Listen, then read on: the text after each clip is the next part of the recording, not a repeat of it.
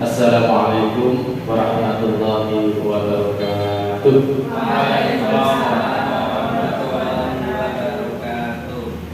Alhamdulillahirabbil alamin wa bihi nasta'in wa ala umuri dunya waddin.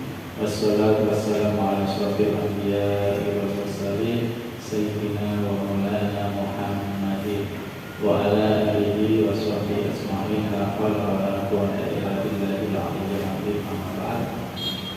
Yang terhormat Ibu Kepala SD Negeri Dr. Sarjana Papua, Ibu Maslihah, yang kami hormati Bapak Ibu Guru SD Negeri Dr. Sarjana Papua. Alhamdulillah rabbil syukur kepada kehadirat Allah Subhanahu wa taala atas segala limpahan rahmat, taufik, hidayah serta hidayahnya, sehingga pada kesempatan siang hari ini kita bisa bersama-sama belajar bersama dalam rangka meningkatkan kompetensi kita sebagai guru dan kompetensi sekolah kita agar semakin hari semakin baik, dan tentunya ini tidak lepas dengan kita mempelajari, kita bisa merubah dari yang kurang baik menjadi hal-hal yang baik, yaitu dengan diseminasi budaya positif yang akan kita bahas bersama-sama. Bapak Ibu Guru yang dirahmati Allah SWT, yang kedua, salawat dan salam kita kirimkan kepada baginda Nabi Nabi Muhammad SAW. Mudah-mudahan semuanya termasuk umatnya yang nantinya akan mendapatkan syafaat besok dari kiamat. Amin ya rabbal alamin. Untuk memberikan semangat kepada kita semuanya, kami punya jel-jel, punya jel-jel. Nanti Bapak Ibu Guru bisa meniru saya, kemudian kalau ini bagus bisa diteruskan ke anak didik atau ke kelasnya masing-masing. Jadi tangan kiri dibuka, tangan kiri saja, ya tangan kiri ya. Ini kok ditaruh tidak apa-apa ya. Jadi kata-katanya kami datang untuk hadir dan bersemangat. Ya. Kami itu di sini. Ya. Kami datang untuk hadir dan bersemangat. Ya, kita ulang dulu ya. 1, 2 bersama-sama. Kami datang untuk hadir. Belum. Tunggu isi dari saya. Kami datang untuk hadir dan bersemangat. Kami datang untuk hadir dan bersemangat. Kami datang untuk hadir, kami datang untuk hadir dan bersemangat. Ditambah lagi kolomnya biar cepat ya. Kami datang untuk hadir dan bersemangat. Jadi ini untuk memberikan motivasi kepada anak-anak biar selalu bersemangat ya. Sekarang pelan dulu ya. Durasinya biar panjang, kita bermain dulu ya. 1, 2, 3. Kami datang untuk hadir dan bersemangat. Kami datang untuk hadir dan bersemangat.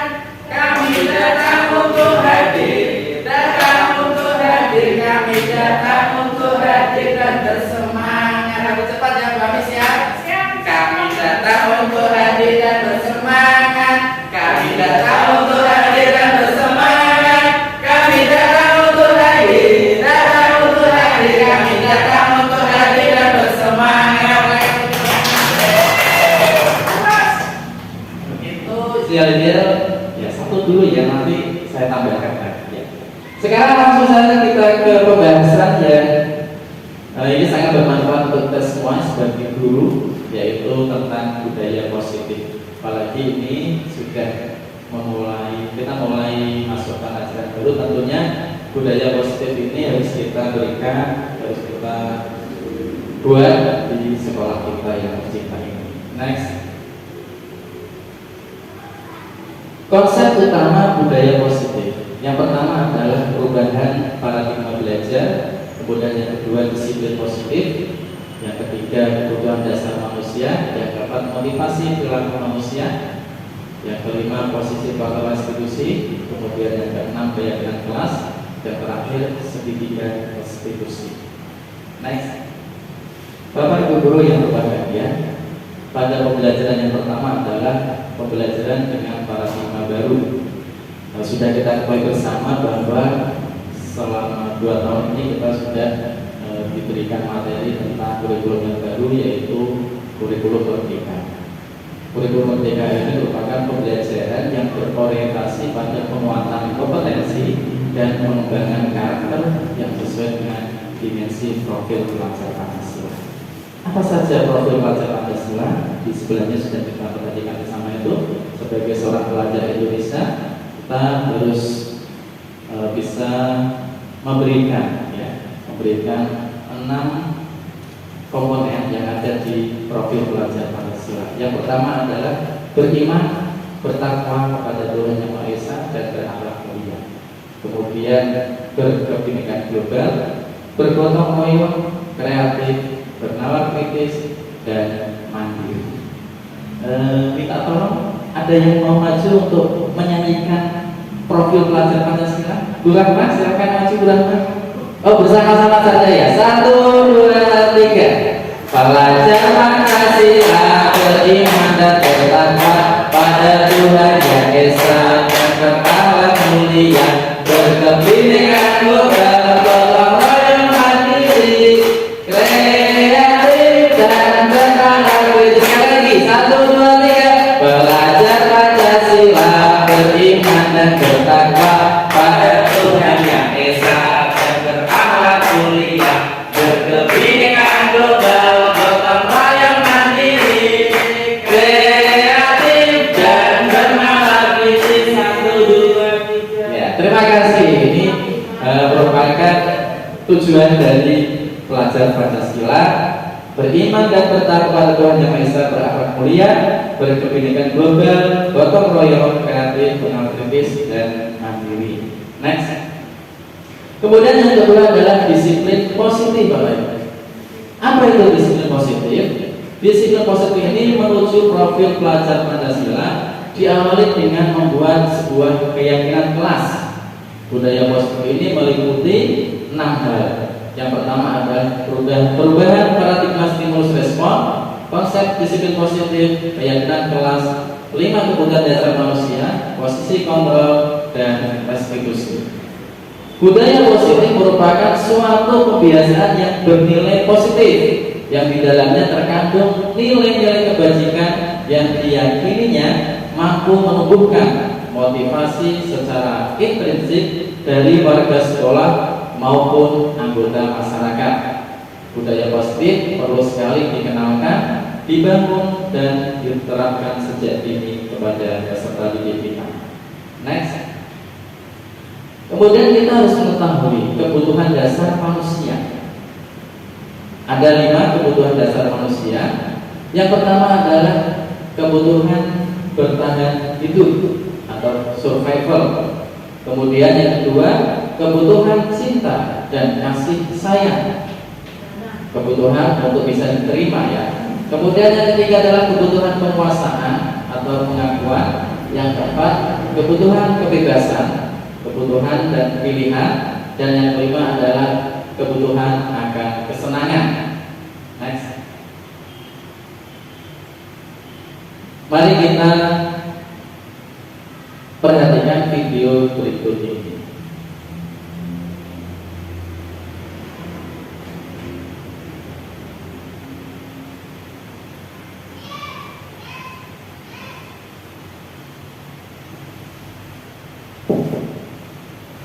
Bapak Ibu, mari kita perhatikan video tentang 5 kebutuhan dasar manusia.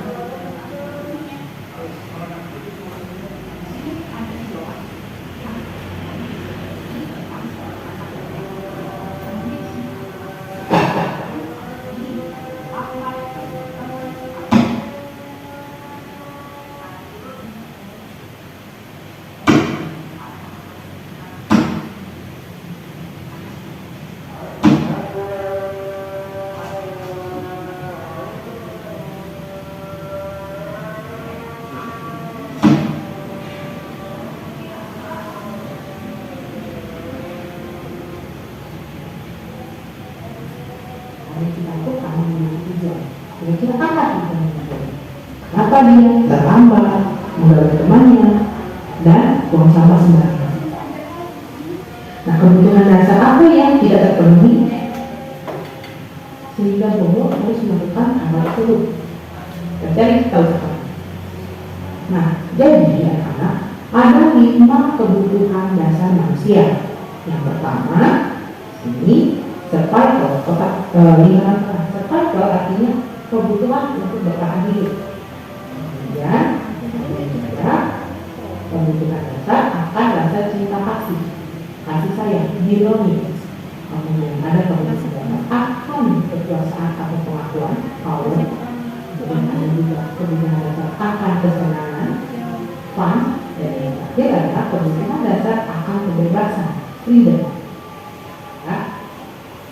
Nah, berikut penjelasan dari masing-masing poin 5 kebutuhan dasar manusia. Yang pertama, survival atau kebutuhan bertahan hidup.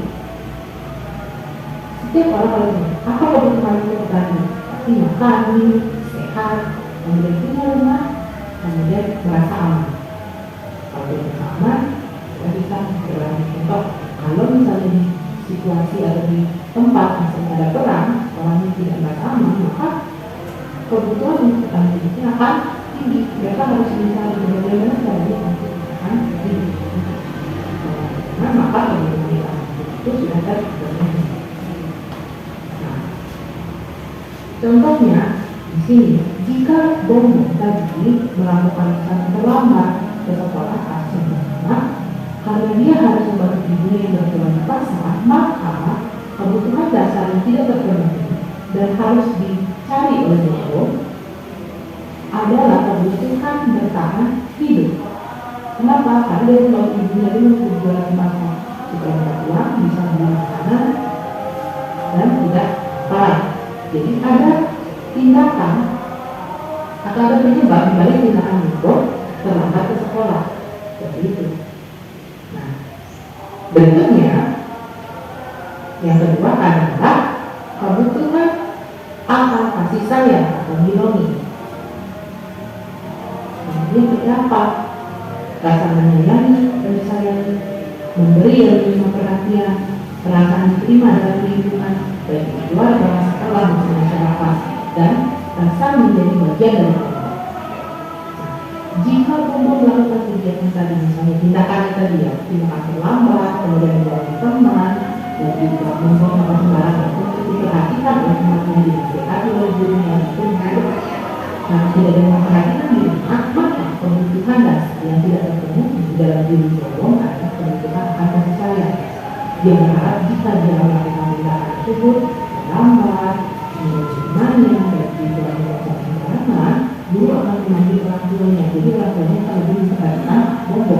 Bisa jadi kurang tujuan dari tindakan Bobo yang terlambat menjauhi temannya dan juga melakukan peraturan tersebut.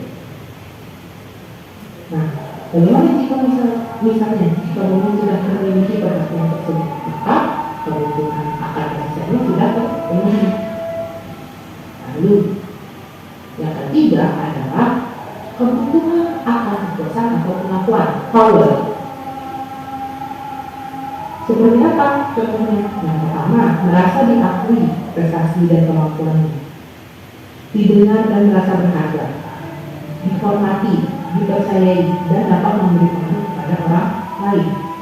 Nah, jika misalnya Bobo melakukan tindakan tadi untuk membuat temannya misalnya, kenapa kamu melakukan teman? Dan temannya akhirnya takut, maka di sana Bobo memiliki kebutuhan akan kekuasaan, membuat temannya itu tidak berani melakukan dia. Misalnya seperti itu. Contoh positif dari kebutuhan akan kekuasaan keterangan ini, misalnya ketika anak-anak benar menjawab pertanyaan dari guru, kemudian gurunya mengapresiasi dan bilang, kamu benar, bagus, keren. Nah, di sana ada rasa senang, kebenaran senang, merasa diakui, itulah kebutuhan kekuasaan atau pengakuannya sudah terpenuhi.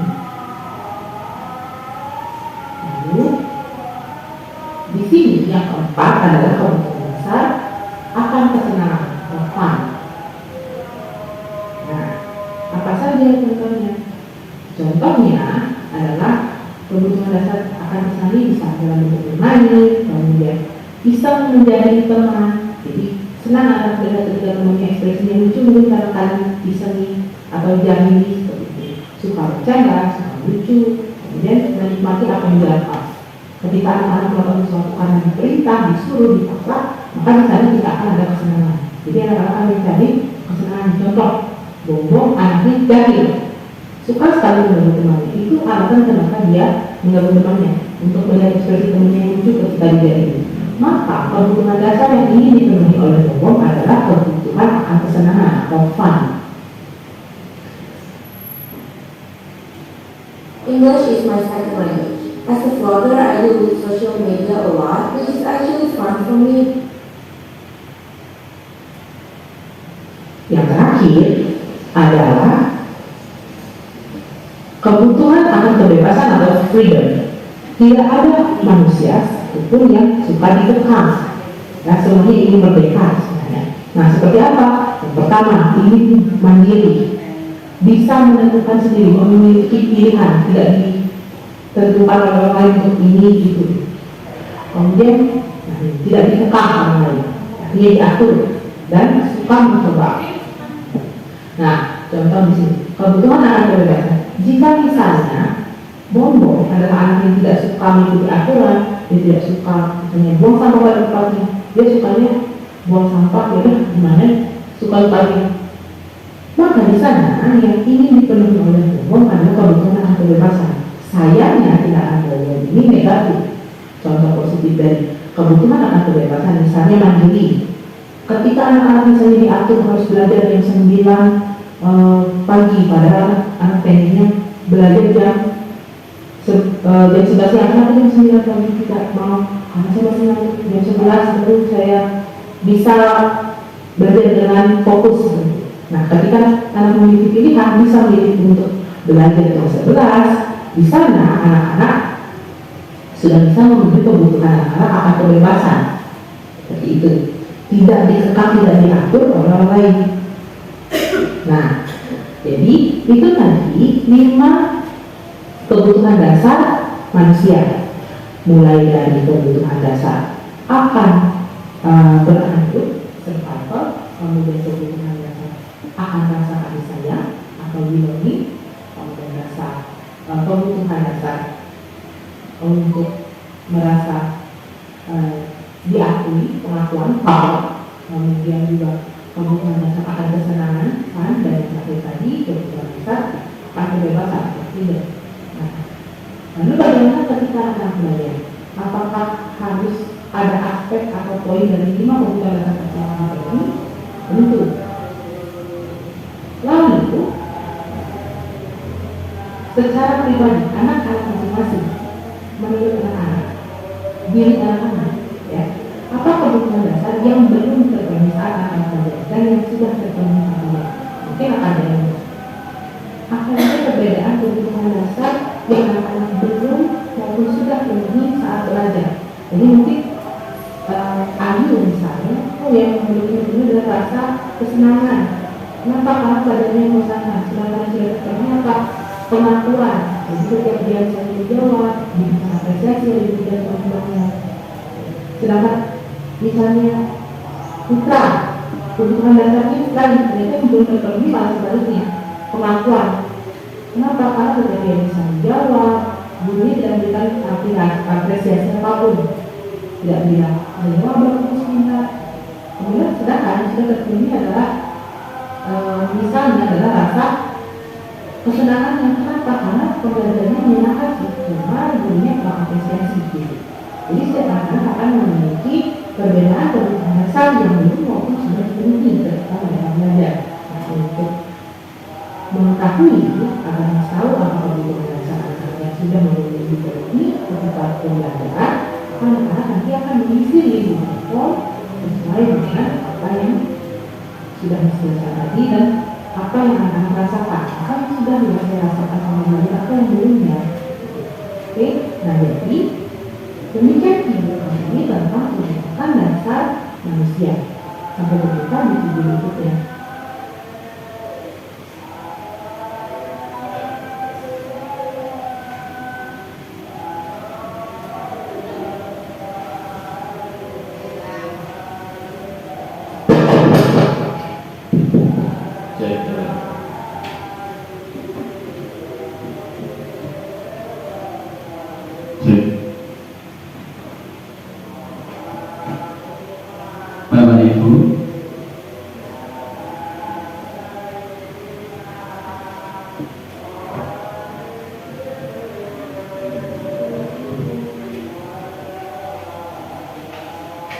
Bapak Ibu sudah kita ketahui bersama bahwa anak itu atau manusia itu memiliki 5 kebutuhan dasar. Yang pertama adalah bertahan hidup, kemudian ada cinta kasih sayang, kebebasan, penguasaan, kemudian ada yang terakhir, yang kelima adalah akan kesenangan. Nah, 5 kebutuhan dasar ini tentunya kita sebagai seorang guru harus dapat memahami apa kebutuhan dasar yang akan diinginkan oleh peserta didik kita. Suatu contoh ketika ada anak yang dia itu merasa bebas, ya, tapi kebebasan yang dilakukan adalah kebebasan yang kurang bagus, kurang baik, yang negatif. Maka kita sebagai guru harus bisa menuntunnya agar kebutuhan dasar kebebasan yang dimiliki anak tersebut adalah kebebasan dalam arti yang baik, dalam arti yang positif. Kita juga pernah melihat anak kita di kelas tidak bisa tenang dalam menerima pelajaran, apalagi ketika kita memiliki murid yang badannya besar. Tentunya mereka adalah termasuk anak yang tidak bisa menahan laparnya. Nah, ketika kita menghadapi anak seperti itu, jelas dia memiliki kebutuhan dasar, yaitu bertahan hidup, karena anak tersebut tidak bisa bertahan lama untuk tidak minum, tidak makan, ya. Mungkin kita bisa persilahkan anak tersebut bisa minum atau bisa melakukan apa ya, biar bisa fokus dalam mengikuti apa yang sudah kita berikan pada anak didik kita. Next. Inilah 5 kebutuhan yang harus kita berikan, harus kita ketahui bersama dalam rangka kita mendidik putra-putri kita. Kemudian selanjutnya adalah motivasi perilaku manusia. Ada 3 alasan motivasi perilaku manusia menurut Diana Gosset dalam bukunya Restructuring School Discipline. Yang pertama adalah untuk menghindari ketidaknyamanan atau hukuman. Kemudian yang kedua, untuk mendapatkan imbalan atau penghargaan dari orang lain. Yang ketiga, untuk menjadi orang yang mereka inginkan dan menghargai diri sendiri dengan nilai-nilai yang mereka percaya. Dari 3 alasan motivasi perilaku manusia ini, ada 2 yang motivasi ini masih berasal dari eksternal atau dari luar diri anak tersebut, bukan benar-benar dari dalam diri anak tersebut. Yang termasuk motivasi eksternal, yang pertama yaitu untuk menghindari ketidaknyamanan atau hukuman. Yang kedua, untuk mendapatkan imbalan atau penghargaan dari orang. Ini motivasi yang masih datang dari faktor luar, Bapak Ibu. Contoh seperti ini. Ada anak yang tekun, anteng, kemudian ada anak yang penurut, tertib dalam berseragam, tertib dalam mengikuti pelajaran, tapi mereka masih beralasan, kalau saya tertib, saya tidak akan dihukum. Tapi kalau saya tidak tertib, saya nanti dihukum sama Bu Guru. Nanti kalau Bu Siti lihat saya tidak pakai sabuk, nanti saya dihukum. Nah, itu motivasi yang berasal dari faktor eksternal, Bu. Jadi anak itu takut karena itu tadi, motivasi dari luar itu. Aku tidak berseragam rapi, nanti aku dihukum sama Bu Guru. Nah, itu contoh motivasi eksternal. Yang kedua, mendapatkan imbalan atau penghargaan. Aku mau mengerjakan yang serius, yang bagus, nanti biar dapat nilai 100, terus nanti dapat hadiah dari Bu Saras. Nah, itu motivasi yang datangnya dari luar. Ya. Lalu yang datangnya dari dalam diri itu apa? Yang nomor 3 itu, Bapak Ibu, menjadi orang yang mereka inginkan dan menghargai diri sendiri dengan nilai-nilai yang mereka percaya. Jadi anak tersebut itu melakukan sesuatu, belajar dengan tujuan ya agar dia itu bisa pintar. Dia tertib dengan tujuan karena tertib itu baik untuk berlaku dalam kehidupannya. Disiplin itu baik untuk belajar dalam menghargai waktu. Jadi anak yang seperti ini, dia sudah melakukan sesuatu dengan motivasi internal dari dalam dirinya sendiri. Tidak peduli nanti ada hukuman, nanti ada penghargaan, nanti ada hadiah, dia tetap niatnya tulus, niatnya ikhlas. Ya, begitu Bapak Ibu. Jadi bisa jadi ini diterapkan di kita sebagai guru juga harus apa yang harus kita lakukan itu ikhlas karena itu sebuah pekerjaan. Sebagaimana kemarin disampaikan oleh Bapak Muhtasar, ya, bekerja dengan keikhlasan tanpa paksaan. Begitu ya Pak Tasar ya. Ya, mari kita motivasi perilaku manusia ini bisa kita terapkan di yang nomor ketiga, ya, menjadi orang yang mereka inginkan dan menghargai diri sendiri dengan nilai yang mereka percaya. Next, Bapak Ibu, selanjutnya adalah posisi kontrol restitusi. Gosen telah berkesimpulan bahwa terdapat 5 posisi kontrol yang dapat diterapkan oleh seorang guru. Ya, kelima posisi kontrol tersebut adalah yang pertama, guru sebagai penghukum. Yang kedua, sebagai pembuat rasa bersalah. Yang ketiga, sebagai teman. Yang keempat, sebagai pemantau. Yang kelima, sebagai manajer. Nanti setelah kita mengetahui 5 posisi kontrol ini, kita sebagai guru ini lebih sering memakai yang mana Bapak Ibu? Bukan saja mau lebih sering pakai yang mana? Penghukum, pembuat rasa bersalah, teman, pemantau, atau manajer? Bu Novi seringnya memakai apa ini ketika mengontrol anak, ketika memberikan hukuman kepada anak, konsekuensi mana kalau ada anak yang tidak tertib, kalau ada anak yang terlambat masuk kelas dan sebagainya. Ini 5 posisi kontrol yang dirumuskan oleh bosnya. Next. Selamat datang Ibu Kepala Sekolah. Lanjut kita ke video 5 posisi kontrol. Mohon diperhatikan dengan baik karena ini nanti cerminan kebiasaan yang kita lakukan. Ya, kita nanti melakukan yang mana?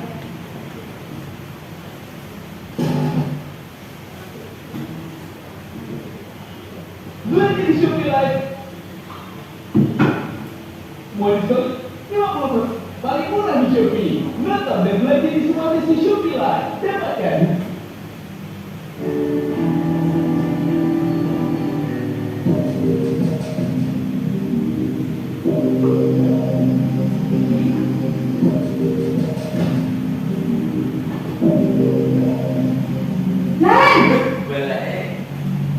Sini kamu. Selamat pagi Bu. Selalu terlambat. Kamu deh, pasti terlambat. Maaf Bu, saya Apa? Apa coba? Alasan kamu apa lagi? Kapan sih kamu tidak terlambat? Malas sekali ya kamu jadi anak. saya Dasar pemalas. Gak kapok-kapok sih kamu. Sudah berapa kali terlambat? Sana, kamu keliling lapangan basket 2 kali. kenapa saya harus keliling lapangan basket Bu? Kenapa? Kamu melawan ibu. Berani-beraninya jawab. Sudah terlambat, masih berani jawab enggak? Sekarang, keliling lapangan basket 5 kali sekalian. Biar kapok. Cepat. Pergi sana ke lapangan basket.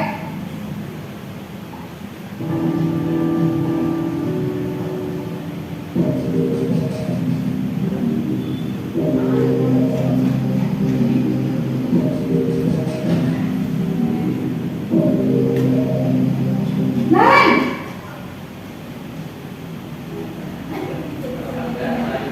Selamat pagi Bu. Naren, kamu kenapa terlambat lagi, nak? Ya Tuhan, Naren, kamu senang ya bikin ibu susah ya? Kalau kamu terlambat lagi, nanti ibu yang ditegur bapak kepala sekolah, nak.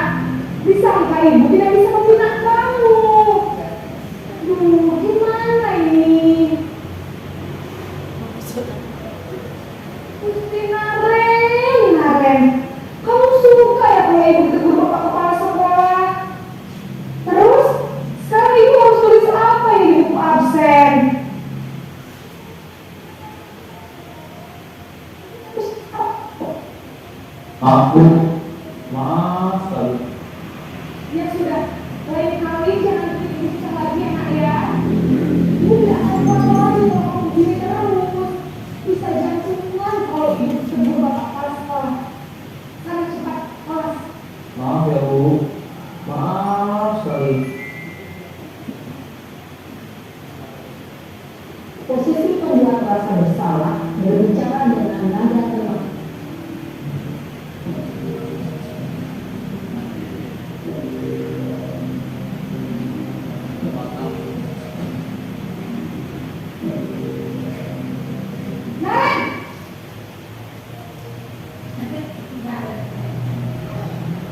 Selamat Bu. Wah, sudah jam berapa ini nak? Terlambat lagi ya sayang. Iya Bu, habis ini saya uang saya Bu. Kamu malah menyalahkan ibu kamu. Kamu bukan anak yang harus menginginkan. Kok terlambat sih?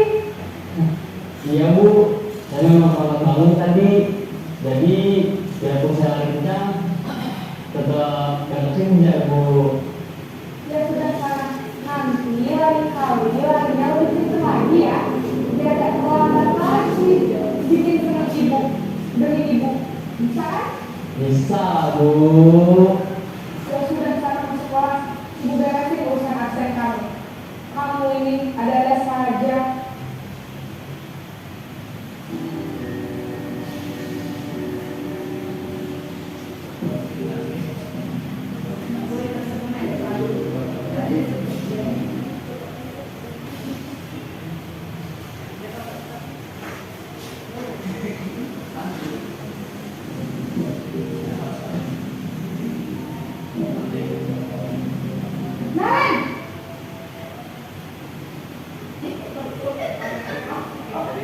Selamat Bu. Naren, apa peraturan sekolah kita tentang jam berapa kita harus masuk sekolah, nak? Kita harus di sekolah jam 7 Bu. Iya betul. Sekarang sudah jam 7.20. Naren sudah tahu konsekuensinya kita terlambat hadir. Paham Bu, saya harus tinggal kelas pas jam istirahat selama 20 menit. Iya benar, konsekuensinya demikian. Jadi nanti jam 9.30 pas istirahat, kamu harus tinggal di kelas, kerjakan tugas tambahan untuk ketertinggalan kamu, ya? Baik Bu.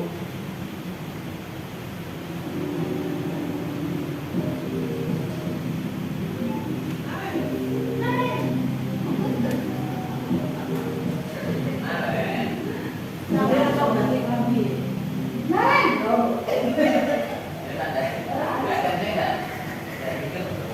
Selamat pagi Bu. Selamat pagi, Naren. Maaf Bu, saya terlambat. Iya, sekolah masuknya jam 7, sekarang sudah jam 7.20. Jadi sekarang bagaimana ini, Naren? Maaf Bu, saya lupa alarm saya semalam. Baiklah, menurut kamu, keyakinan sekolah yang mana yang perlu kamu tingkatkan? Menghargai diri sendiri dan orang lain mungkin ya Bu. Setuju. Jadi, apakah Naren meyakini prinsip saling menghormati tersebut? Iya Bu, saya meyakininya. Apakah Naren bersedia memperbaiki masalah keterlambatan ini? Bersedia Bu. Bagaimana kalau memperbaiki masalah keterlambatan ini?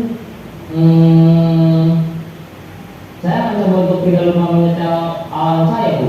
Baik, kalau Naren meminta alarm di rumah, ada orang yang kira-kira bisa bantu mengingatkan tidak? Ada Bu, kakak saya, Kak Emma. Ada lagi selain Kak Emma?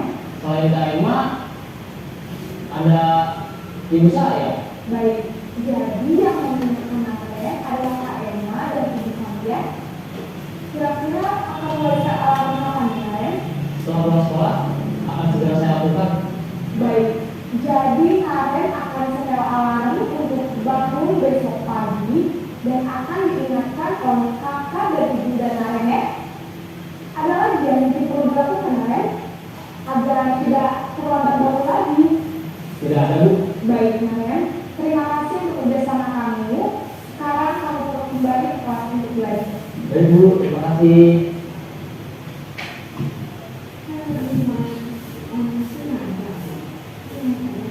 Bapak Ibu, itu tadi 5 posisi kontrol seorang guru. Yang pertama adalah sebagai penghukum, yang kedua pembuat rasa bersalah, kemudian yang ketiga sebagai teman,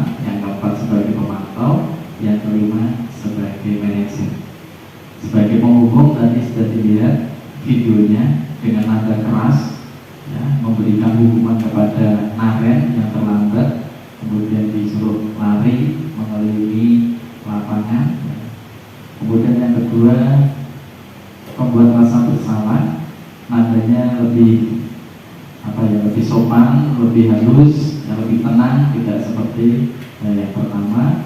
Kemudian tadi juga ada teman ya, ada bicara seperti berteman saja. Posisi 5 kontrol ini kira-kira yang sering Bapak Ibu lakukan itu yang mana? Apakah yang pertama, yang kedua, yang ketiga, yang keempat, atau yang kelima? Ya. Nah, ketika kita masih memakai posisi kontrol yang pertama atau yang kedua, maka kita harus belajar, kita harus berproses untuk merubah sikap kita dalam memberikan sebuah konsekuensi kepada siswa kita, yaitu kita memilih atau kita beralih ke posisi manajer. Tadi videonya sudah kita lihat ya. Jadi posisi manajer itu anak tidak hanya diingatkan kesalahannya, tapi diminta untuk bagaimana cara memperbaiki kesalahan tersebut. Jadi ketika anak itu sudah mengaku kesalahannya, datang jam 7:20 menit, ibu gurunya tidak langsung marah dan memberikan hukuman, tapi menyadarkan anak tersebut bahwa yang dilakukan adalah salah, kemudian meminta untuk meminta untuk memperbaikinya dengan cara tadi memasang alarmnya, kemudian minta tolong kepada Kak Emma dan ibunya. Itu adalah sebagai manajer. Sekarang kita ke budaya positif yang lainnya, yaitu keyakinan kelas. Mengapa keyakinan kelas? Mengapa tidak peraturan kelas saja? Jawabannya adalah suatu keyakinan akan lebih memotivasi seseorang dari dalam atau memotivasi secara intrinsik. Seseorang akan lebih tergerak dan bersemangat untuk menjalankan keyakinannya daripada hanya sekedar mengikuti serangkaian peraturan yang mengatur mereka harus berlaku begini atau begitu, yang membuat ketidaknyamanan dan keterpaksaan. Jadi keyakinan kelas itu dibuat tidak hanya pada satu pihak saja. Ketika kita sebagai guru mau membuat keyakinan kelas, maka kita bisa membuatnya dengan peserta didik kita. Jadi mumpung ini sudah mulai masuk tahun ajaran baru, Bapak Ibu guru yang belum membuat keyakinan kelas bisa membuatnya bersama anak-anak di kelas. Agar apa? Mereka merasa ikut membuatnya. Ketika kita bersepakat untuk mengerjakannya, untuk melaksanakannya, mereka tidak akan terbebani karena mereka yang sudah menyepakati aturan atau keyakinan kelas yang sudah dibahas bersama-sama. Next. Ini foto-foto ketika saya memberikan pelajaran kepada anak didik saya. Saya berusaha untuk memberikan pembelajaran yang menyenangkan, yang nyaman dan aman, agar anak merasa senang ketika belajar, baik itu di kelas maupun di luar kelas. Next. Ya, ini keyakinan kelas yang sudah saya buat bersama dengan kelas 2B. Yang pertama adalah menjaga kebersihan kelas. Ini yang membuat anak-anak bersama dengan saya. Jadi mereka yang memutuskan, mereka yang menyepakati, kemudian dengan keyakinan kelas seperti ini nanti akan dilaksanakan bersama-sama. Bedanya apa keyakinan kelas dengan sepakatan kelas?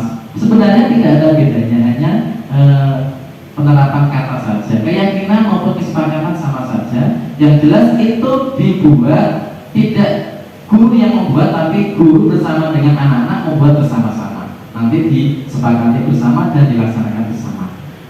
Yang kedua, belajar dengan tenang, senang dan nyaman, mengerjakan piket kelas, berkata baik dan sopan santun, minta izin jika ke kamar mandi, rukun dengan teman, datang tepat waktu, memberi salam, saling membantu, menghormati bapak ibu guru. Itu keyakinan kelas yang sudah saya buat bersama dengan kelas 2B. Next. Kemudian pembahasan yang terakhir di budaya positif ini yaitu segitiga restitusi. Apa itu segitiga restitusi? Terdapat 3 langkah pada restitusi atau yang kita kenal dengan segitiga restitusi. Yang pertama adalah menstabilkan identitas, validasi tindakan yang salah, dan yang ketiga adalah menanyakan keyakinan. Di situ terlihat gambar menstabilkan identitas, ya.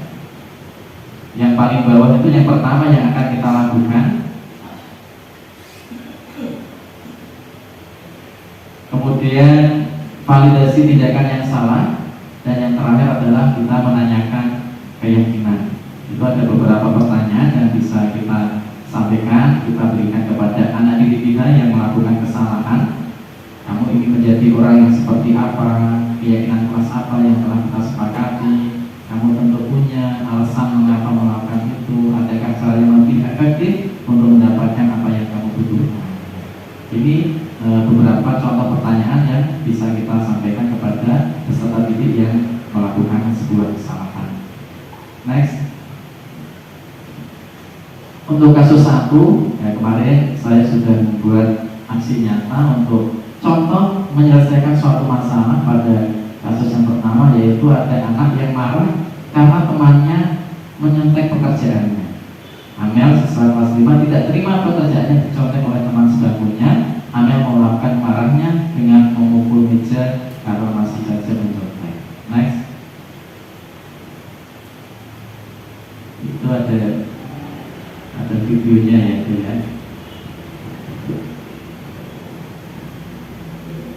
Jadi ini contoh menyelesaikan suatu masalah dengan cara segitiga restitusi. Ini suaranya kurang jelas, saya bantu dengan suara saya. Jadi di sini saya menanyakan, menstabilkan identitas. Ya, saya bertanya kepada Amel.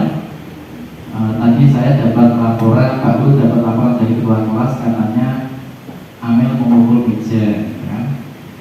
Kenapa kamu memukul meja? Kemudian Amel menjawab, saya marah Pak. Kenapa kamu marah? Saya tidak terima pekerjaan saya dicontek oleh teman saya, gitu kan? Kemudian saya validasi tindakan yang salah, ya, saya tanyakan. Nah, kemudian saya menyampaikan marah itu merupakan sifat umum bagi semua orang. Kalau kita tidak terima dengan apa yang kita tidak sesuai dengan keinginan kita, pasti kita akan marah. Ya, masih mending kamu hanya marah, tidak sampai memukul anak tersebut, kan berarti masih bisa menahan emosinya. Kemudian setelah itu langkah yang ketiga, menanyakan keyakinan. Kira-kira marah itu apa sesuai dengan keyakinan kelas? Tanyakan seperti itu. Disiplin, ya. Oh tidak Pak, marah itu tidak ada dalam keyakinan kelas kita. Di dalam kelas kita itu adanya saling menghormati. Nah, setelah itu baru kita sadarkan anak tersebut. Kalau memang tidak ada dalam keyakinan kelas, berarti kamu sudah melanggar keyakinan yang sudah kita sepakati bersama, ya kan? Ya Pak, maaf ini kan? Jadi kita mengembalikan lagi dan memberikan masukan kepada Amel itu untuk apa? Merubah kesalahannya menjadi kebaikan yang akan dijalaninya. Apa yang akan kamu lakukan setelah ini? Setelah mengetahui bahwa yang kamu lakukan tadi salah, ya? Oh, saya akan melaporkan kepada Bapak Guru kalau ada teman saya yang mencontek, biar Bapak Ibu Guru yang menegurnya. Nah, saya akan menahan emosi saya karena saya keyakinan kelas di kelas saya adalah saling menghormati. Jadi ketika pada video kasus ini, jadi ketika kita menghadapi anak, tidak semata-mata langsung kita sebagai penghukum, ya, ya Bu Riri, ya. Jadi, ya. Alisa, kenapa kamu tidak pakai topi? Ya. Lupa Pak, tadi saya tidak diingatkan sama ibuku. Ya sudah, sekarang membersihkan sampah 1 ember, ya. Itu penghukum. Tapi kalau didudukkan dulu, kemudian diajak bicara, nah nanti kita lebih memanusiakan anak tersebut. Jadi tidak semata-mata langsung kamu itu yang salah, maka kamu harus hukum, gitu kan? Nah, dan ketika kita memanggil anak atau kita memberikan apa ini seperti ini segitiga ini, jangan di depan teman-teman temannya itu melihat, ini bisa menjadikan anak tersebut terbebani, ya, terbebani. Next, kasus yang kedua saja. Next. Ya. Pada kasus yang kedua ini, ya, siswa tidak memakai topi saat upacara bendera. Dia lupa membawa topi karena berangkat dengan tergesa-gesa. Ini juga kita tidak langsung memberikan sebuah hukuman kepada mereka. Ya, kita pakai yang posisi 5 kontrol tadi, yang nomor 5, ya, sebagai manajer. Diajak ngobrol, alasannya tidak pakai topi itu bagaimana, kenapa kamu terlambat. Diajak ngobrol dulu di situ, ya, Bu Novi, ya. Jadi tidak langsung diberi hukuman, disuruh nulis, ya, 2 lembar, 2 halaman, ya. Itu di dalam kurikulum Merdeka. Hal-hal seperti itu sudah sedikit demi sedikit kita alihkan kepada hal yang seperti ini, ya, segitiga restitusi. Jadi penanganan kasus-kasus kalau kita tangani dengan hal seperti ini, insya Allah hasilnya lebih baik. Ya, kalau kita menemukan anak yang mungkin di kelas ini paling bandel, paling susah diatur, ya, kita bisa memberikan penanganan seperti ini. Jadi diajak ngobrol sebagai manajernya. Next. Sudah, terima kasih Bapak Ibu Guru atas waktunya untuk kita bersama-sama belajar tentang diskriminasi budaya positif. Mudah-mudahan dengan kegiatan ini kita belajar bersama, kita bisa menerapkan budaya positif ini di sekolah kita dengan semakin baik. Dan untuk tadi yang sudah saya sampaikan, bagaimana kita membuat keyakinan kelas di kelas, nanti kalau memang butuh, ya, penjelasan yang lebih jelas, bisa menemui saya atau menemui guru saya yang kemarin sudah lulus, ya, itu bisa memberikan pencerahan atau pemahaman bagaimana kita menghadapi seorang murid yang mungkin bagi kita murid tersebut susah diatur, ya, karena anak tersebut juga punya tadi 5 kebutuhan dasar manusia, ya. Mungkin dia ingin jadi penguasa di kelas, mungkin dia ingin bebas di kelas karena di rumah terkengkang dengan aturan-aturan yang ada di rumah. Ketika dia sudah keluar dari rumah, di sekolah dia merasa bebas, merasa ingin meluapkan ekspresinya. Makanya ketika kita atur, kita suruh dia, anak tersebut tidak mau, karena apa? Itu kesempatan untuk bergerak. Nah, makanya hal seperti itu apa? Kita harus lebih sabar lagi, ya, lebih sabar lagi untuk menangani anak-anak yang seperti itu. Nah, mungkin ada salah satu dua pertanyaan aja biar operator saya ini bisa mengetik di situ. Nanti kalau memang saya belum bisa menjawab, nanti dibuat PR saja, ya. Ada yang mau bertanya? Pertanyaan satu, bakso satu. Pak Lis, Mas Ibu, Ya. memang yang dibawakan jenengan bagus sekali, karena sih. Terus yang ingin saya tanyakan itu gini Pak Lis, kebetulan kan saya baru mau masuk ke Kumur ini, Kumur ini, sebetulnya belum pernah disosialisasikan, belum pernah saya ikuti. Apakah pertanyaan saya itu gini Pak?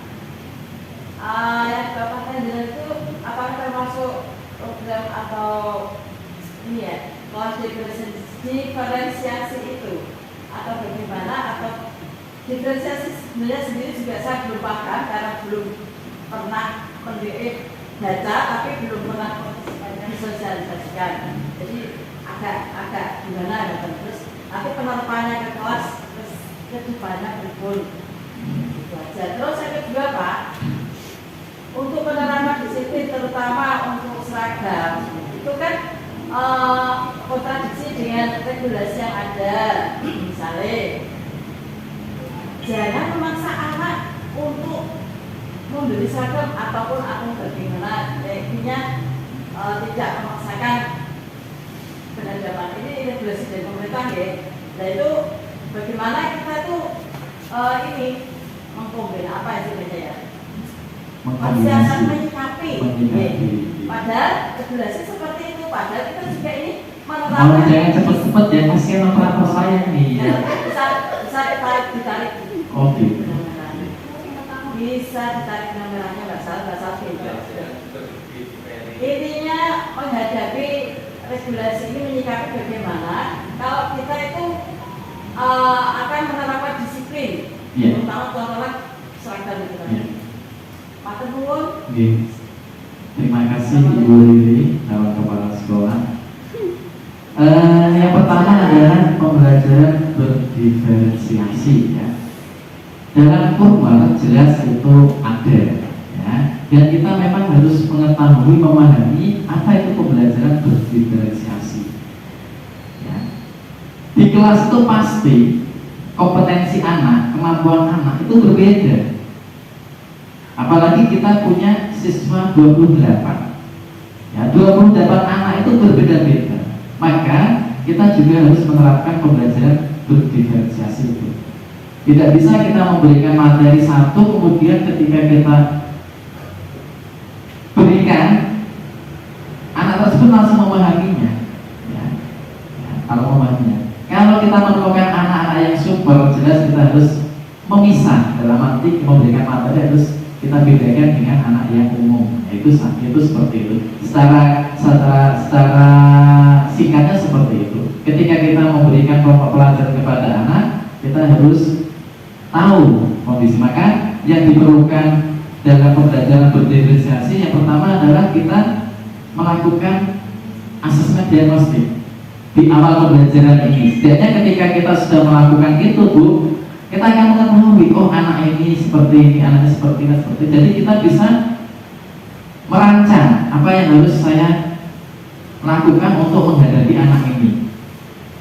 Jadi kita kelompokkan 10 anak ini di kelompok yang A, karena memang kemampuannya kita menganalisis diagnosisnya, numerasinya, kemudian apa literasi kita siapkan di situ. Oh seperti ini. Ada 5 anak di kelompok C. Berarti kita ketika mau memberikan pemahaman kepada mereka jangan disamakan dengan kelompok A dan B. Jadi itu contoh bagaimana kita melakukan pembelajaran berdiferensiasi itu. Dan ini harus kita lakukan karena kita tidak bisa menyamakan apa yang mereka punyai itu. Tidak bisa. Kita tetap harus mengetahui perbedaan yang ada di kelas tersebut, karena pada dasarnya anak ini kan memiliki kodrat yang berbeda-beda. Itu dalam guru penggerak itu kita tidak boleh memaksakan kehendak. Kita ini menuntun, bukan menuntut ya. Jadi ketika kita memberikan perhatian kepada anak itu menuntun boleh ya. Jadi anak itu kita tuntun untuk menjadi anak yang berharga, anak yang bahagia ya. Proses ini harus kita lalui terus sehingga nanti mencapai kebahagiaan dan keselamatan sesuai dengan kemampuan anak tersebut. Tidak kita tuntut kamu harus seperti ini, kamu harus seperti ini. Tidak. Ya, ibarat petani itu menanam padi, tumbuhnya apa Bapak Ibu? Padi. Menanam jagung, tumbuhnya apa? Jagung. Itu ya Pak Tasem ya, belum kelas 7 ya. Lanjut untuk soal yang kedua, penerapan disiplin. Kontradiksi dengan aturan yang ada. Bagaimana kita menyikapinya? Begini Bapak Ibu ya, seragam itu ya memang ketika regulasi dari Dinas Pendidikan Kota Semarang itu kan bahasanya itu tidak memaksa, karena secara bahasa kalau tidak memaksa bukan berarti tidak boleh beli, tidak boleh ada pengadaan ya. Namanya sekolah itu memang harus ada semacam aturan seragam. Kalau tidak berseragam ya lucu ya. Malah sekarang ini wacana yang ada Pak Menteri ya, Bapak Menteri Mas Nadiem itu malah mau mengadakan apa itu seragam adat atau apa ya Bu? Sana saja. Ya seragam adat ya, mengharuskan sekolah SMK ke SMA itu ada seragam adat. Itu juga memberatkan. Pro kontra itu belum tahu itu sudah di ACC atau belum. Yang jelas ketika dalam sekolah kita ya, dalam sekolah kita anggap saja masalah seragam ada pengadaan gitu saja ya. Kalau tidak memaksakan bahasanya semua sekolah juga, saya juga kurang paham nih Bu Riri. Yang jelas ini saja, kita andai saja, kita mengandai-andai saja. Seragam itu termasuk aturan di dalam sekolah kita. Itu saja ya. Bagaimana kita kalau ada anak yang tidak berseragam gitu kan? Nah, pertanyaannya gitu saja, yang mudah saja. Oh gitu. Disiplin tidak hanya dalam hal seragam Ibu. Jadi begini saja, sudah masuk, saya sudah punya ya sudah masuk jawabannya sudah masuk. Jadi gini saja Bu Guru ya, Bu Riri. Kalau memang aturan itu masih pro kontra, berarti untuk itu disiplinnya bukan disiplin berseragamnya secara lengkap, disiplin datang masuk ke kelas, datang tepat waktu, kemudian masuk kelas tepat waktu ya. Ketika mau pulang harus izin, ketika tidak masuk harus izin. Itu saja disiplinnya di lain, bukan di seragamnya. Karena seragam belum jelas tadi antara boleh tidaknya. Kalau memang belum diwajibkan, berarti anak yang penting pakai baju saja yang jelas. Itu saja gitu ya. Bapak Ibu yang dirahmati Allah SWT, sudah kita melalui bersama-sama kegiatan destinasi budaya positif ya. Mudah-mudahan bermanfaat untuk kita semuanya dan kita bisa meneruskan, kita bisa melaksanakan di kelas kita masing-masing bagaimana kita mendidik putra-putri kita agar menjadi anak yang bermanfaat untuk dirinya sendiri dan untuk orang lain, dan bagaimana kita juga memberikan budaya yang baik pada anak didik kita, terutama anak didik berakhlak mulia, berprestasi, berkarakter, dan tentunya peduli pada lingkungan. Terima kasih. Marilah kita akhiri dengan membaca hamdalah bersama-sama. Alhamdulillah. Assalamualaikum warahmatullahi wabarakatuh.